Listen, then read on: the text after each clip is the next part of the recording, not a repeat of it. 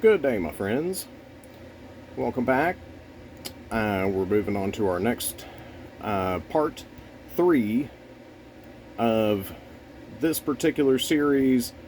And if you haven't watched the first two, you're gonna miss all of the actual theories and confirmations. Presented context about an idea, verifiable evidence to the contrary, and so on. So if you miss those, this is not going to stack and level up for you very well. So, watch the first two, and then jump into here, and it'll make a lot more sense. So on the last one, we ended off with that there's a huge difference between a theory and a theorem. And a conspiracy theory, even by definition, if you look it up and find the etymology and the actuals behind the language of these words, the context and weaponizing around it doesn't hold the same value. So when we know that a theory can be introduced and then through research and confirmations can become a theorem, which then becomes an establishment of proof of an agreement or plot by a chain of reasoning or a truth established by means of accepted truths. So you establish some ideas, you connected dots, you researched the dots, you verified that there was information that connected, you tracked it down and confirmed that all of these different plot all check out. So you don't have theory, you have evidence, and it's verifiable. So you are now here. So let's say, well, you can call it what you want to. Well, no. They've presented this idea around conspiracy theory to convince you to never listen or do anything that would resemble what those people, quote unquote, are doing. So based on that, let's take a look at what a conspiracy theory is as it becomes a conspiracy theorem, as I just described it, and then let's look at how does all law enforcement approach investigating a crime. Well, the criminal is no longer at the scene. How do the police investigate and solve those crimes? Some tools the police use when investigating crime: interviews, interrogations, physical evidence left at the scene, evidence referred to in an interview or interrogation. Use the information and evidence to piece together a police report of the crime. So, they're going to start with any evidence they can find or any clues. Clues are not confirmed anything. They're just evidence. So you find the clues, you track down the clues, you investigate them. Once you have a clue and you investigate it, you see if there's any other dots connected to it. Once you do, you investigate the next dot. And so on and so forth. So they're putting together evidence to create a report of the crime. Okay? For the charges to stick, the police have to have evidence that supports their final report. Okay? So, they're going to establish facts, interview witnesses. Witnesses must have seen, heard, smelled, tasted, or touched something related to the crime. So they're investigating related evidence, so the dots around it. Witness statements, which, along with their own observations. Okay? A key component of a criminal investigation in the observations of the police officers learn to observe and notice details. They will note position of weapons, bloodstains, clothing, any other details that might explain the criminal offense. Okay? These are standard investigation steps in any law enforcement investigation. They're going to look at electronic evidence, cell phone data, online searches, communications. And then, when they finish investigating all the evidence, they'll complete their investigation, present their findings to the district attorney's office. So, in a nutshell, and supported by defined language we've already looked at, law enforcement investigations essentially begin with a conspiracy theory. The investigation pursues dots, and each piece of evidence is reviewed to establish any connections between the dots. If not, that evidence is ruled out. If so, the investigation of the connections and evidence continues until a conspiracy theorem can essentially be reached, which at that time is substantial enough to be presented to the district attorney for further consideration of prosecution. Okay? So, like I said at the beginning, there's very few of us who are truly seeking out the truth honestly and without bias. Most people are looking up things or researching things to find confirmation of the position they already are in. So they're doing research so that they can feel like they are right, rather than doing honest research to get it right. There's a difference. We can't worry about being right. We have to worry about getting it right. If you're worried about being right, you will not accept or receive information. And if you stop receiving and accepting information, you cannot learn or grow. So you have, intentionally, you have stunted your own growth. If you're trying to be right, you cannot expand. You need to get it right so that you can grow. That's all of us.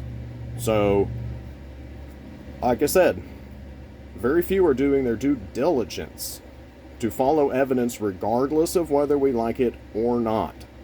Apply the logic and rational thought to reach a verifiable conspiracy theorem. Those of us who do are following the same basic steps as a detective would investigating crimes.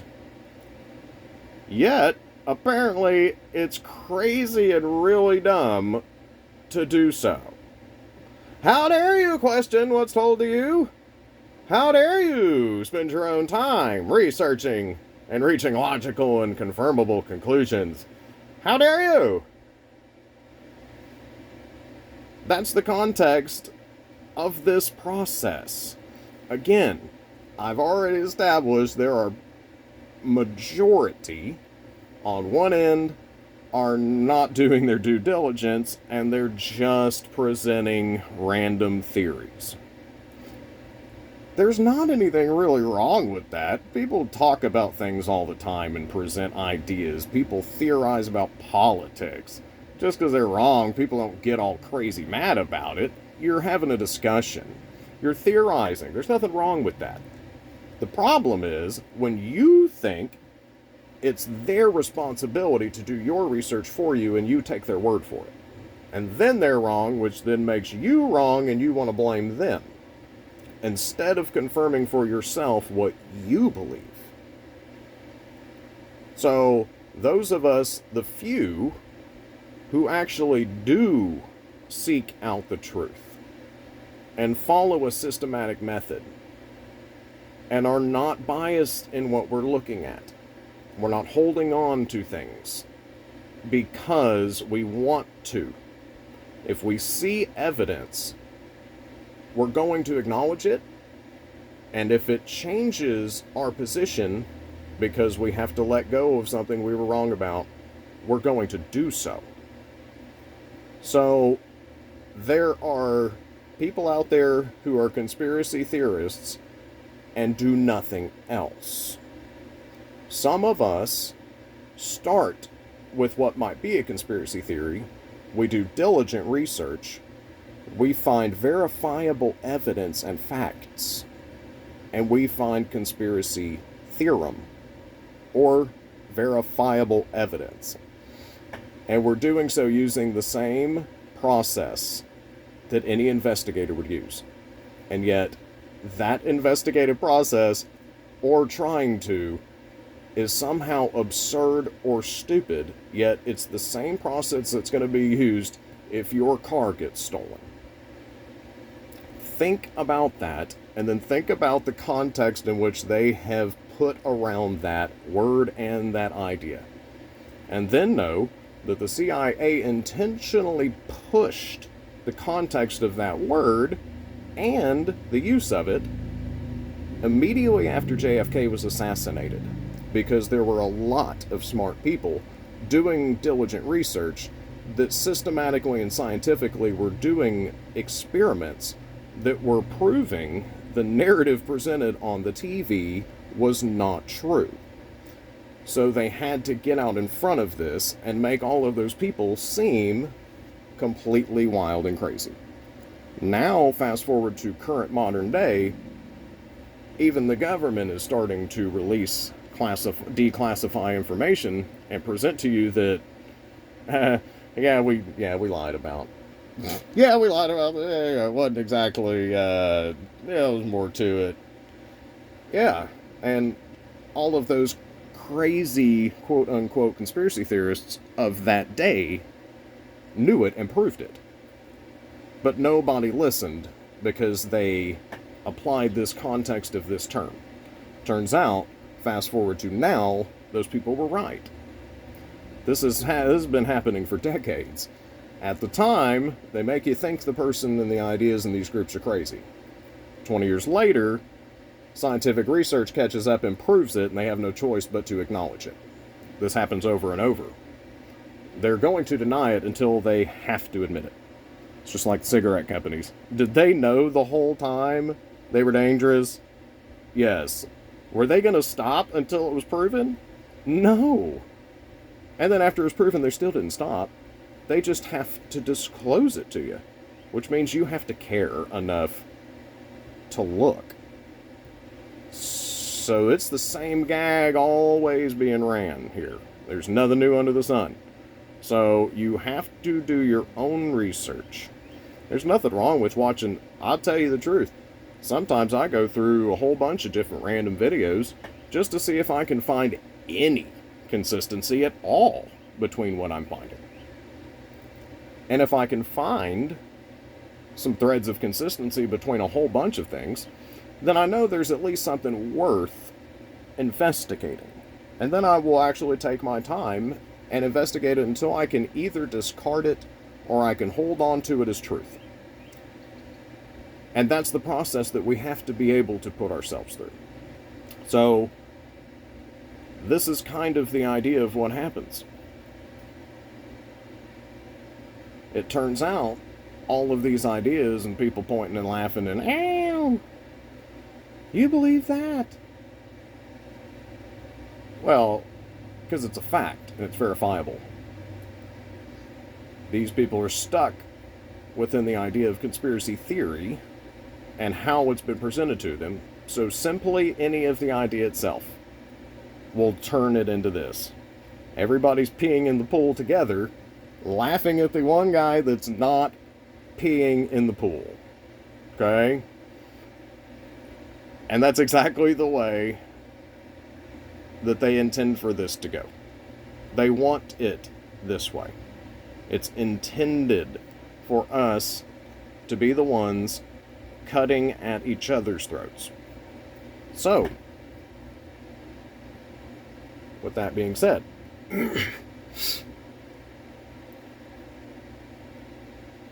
if you do not seek truth, you do not find truth.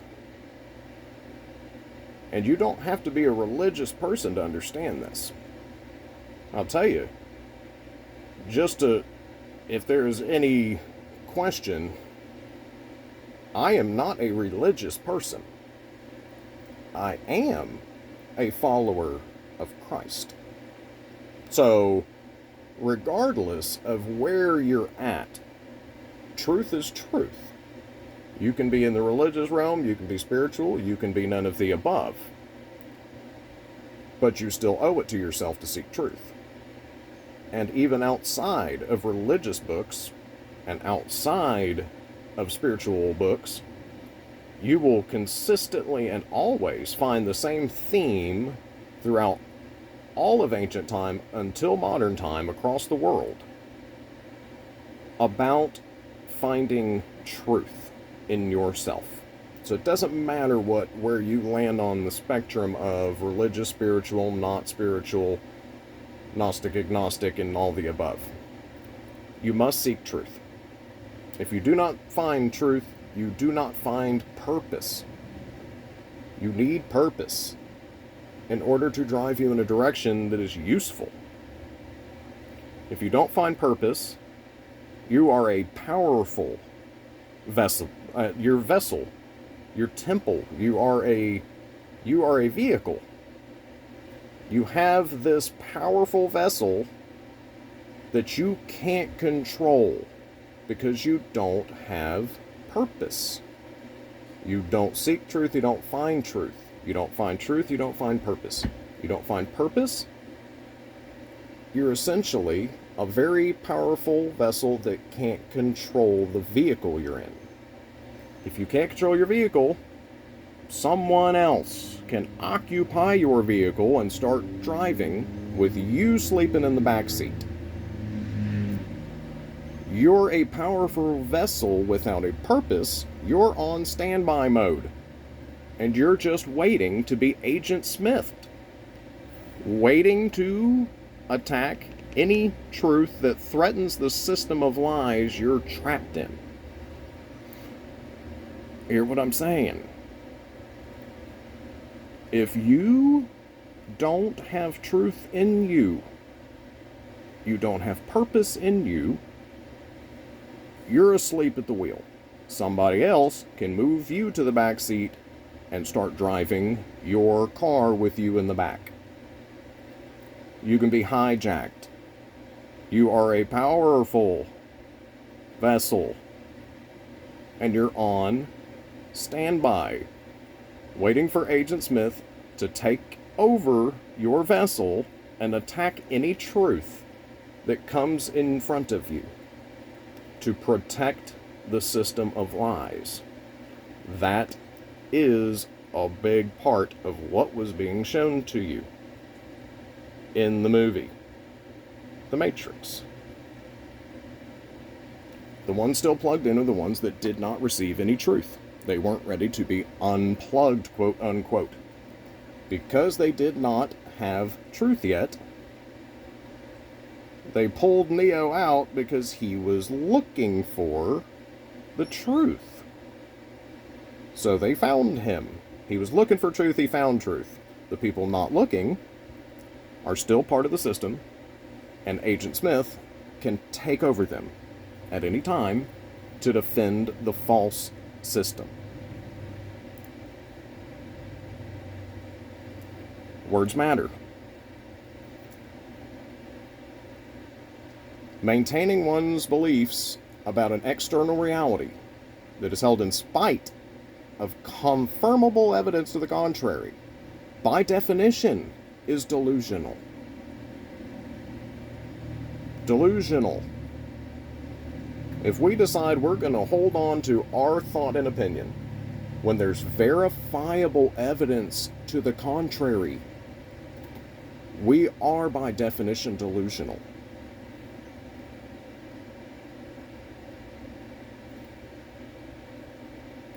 Delusional, adjective characterized by or holding false beliefs or judgments about external reality that are held despite incontrovertible evidence to the contrary. Typically a symptom of mental condition. We'll leave that on the side note part. So, delusion means you're simply going to believe what you want even though there's verifiable evidence to the contrary. That's useless. How do you grow if you're not willing to accept verifiable evidence? Ignorance is a choice. Ignorance is a choice. Ignorance, oblivious, uninformed, these have all been lumped in the same basket. They're not the same. To be ignorant is a choice. The proof is inside the word. The proof is in the word itself. In order to be ignorant, what's the root word? Ignore.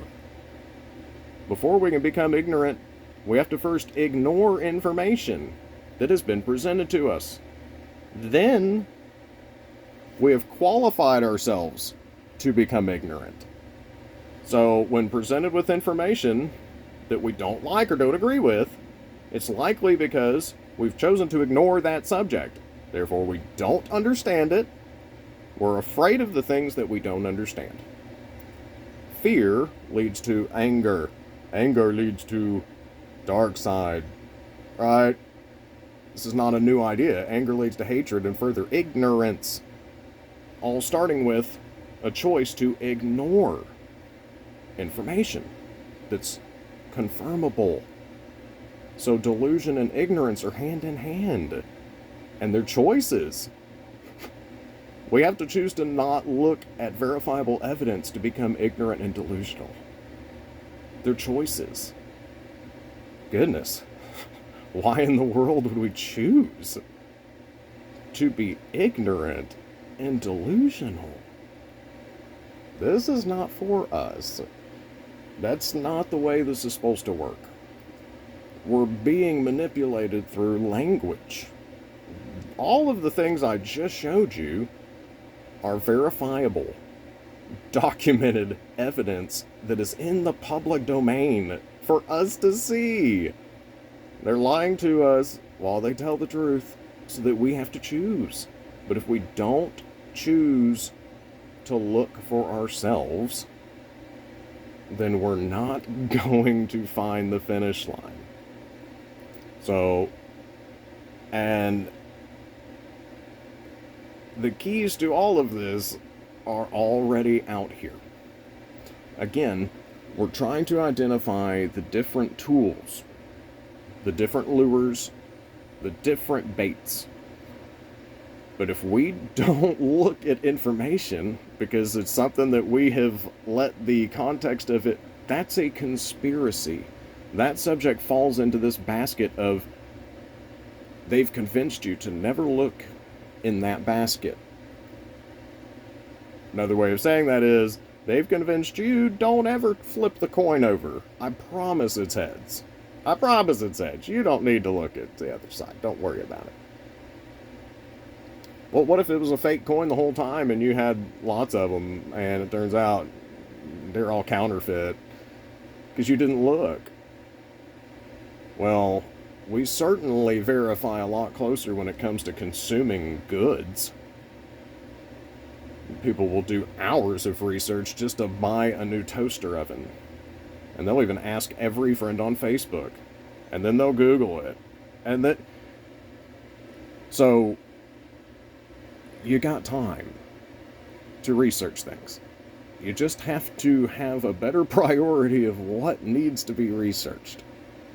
So I'm hoping that through what we've presented here, we can put to bed a lot of this unnecessary context that keeps getting put on you from multiple sides.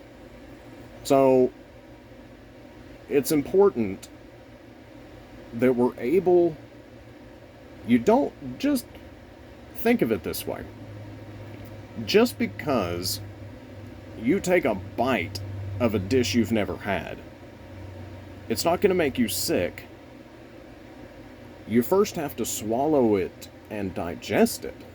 So, simply tasting the food isn't going to poison you. You need to know what it tastes like before you can decide if it's food or not. And you can taste it. Test it. And if it's good, keep it. If it's not, spit it out. Some people are very, very, very petrified with the idea that if they just read about something, that they're just going to simply believe it. Now, you choose what you believe. You have to evaluate information even if you're afraid of it. The reason you're afraid of it is because you won't investigate it. Again, where does fear come from? Lack of understanding. We're afraid of things we don't understand. Because if we don't understand it, our mind is going to fill the gaps in on its own. And when our mind fills in the gaps on its own, it's based in assumption. And if we have to assume it, we are more than likely incorrect. So rather than assume and connect the dot ourself, which is going to lead us the wrong direction, we investigate it. We get to know it, and then we're no longer afraid of it. So we get rid of fear by knowing what is in front of us. So with that being said, I'm going to wrap this one up from here. More things that I will do moving forward. I've be really honest with you. I had a good 2 to 3 hours worth of information I wanted to put out here before the eclipse to try and put to bed a whole lot of this stuff before we got there, so that we wouldn't have to have as much of the nonsense as we had. And a lot of the people that may listen to this, I did get to send you some documents, but even then, I tried to do a full elaboration on those documents and fill in a whole lot of gaps and really keep us from having to stare at things that and be concerned and being worried about things that had no warrant of being worried about and confirmable evidence of why and why not. Long story short, I tried to upload those videos for days, a couple of days worth, and never made anywhere past 41%. So, for whatever reason, that information was not trying to make it onto any platform. But I will take what I wasn't able to do there, and I'll put it together kind of in a post-game recap of here's what was said, here's the evidence of how we would have known what to not look for here, and how, again, even looking at it now will give a very good idea of what type of technology is available and how they can run schemes on us without us realizing it. And that was really what that whole thing was about. I just couldn't get it out. But I'm going to go back to it and find another way to put it together. But hopefully this is something that you can use, and hopefully you'll go back and go through those documents and find them for yourself. Again, peace and love, my friends, and don't be afraid.